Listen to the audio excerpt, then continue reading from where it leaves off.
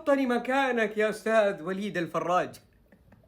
كتب: أقيم اليوم حفل لجمعية أصدقاء اللاعبين بحضور اللاعبين القدامى في مقر اللجنة الأولمبية السعودية، وبعد الإفطار طلب مراسل البرنامج أنس صورة تذكارية مع النجم ماجد عبد الله، ولم يحدث شيء آخر. هذا ما حدث فقط لا غير. في ناس ما تشبع من الكذب حتى في رمضان. وبعدها خرج ماجد عبد الله وقال إنه مراسل أكشن مع وليد طلب يسوي معاه لقاء يعني، وهو رفض بحكم انه البرنامج ده يسيء للنصير. يا ولد اعمل نفسك ميت حقي وليد، اعمل نفسك ميت حقي وليد.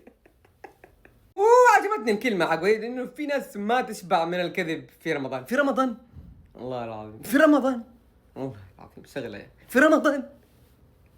فيا عزيزي المتابع، انت ايش رايك؟ انا مسألة، انا ويكنني فوق الثلاجة اترقى، بديني رايك وقلناها ونعيد. الوضع يحلو لي.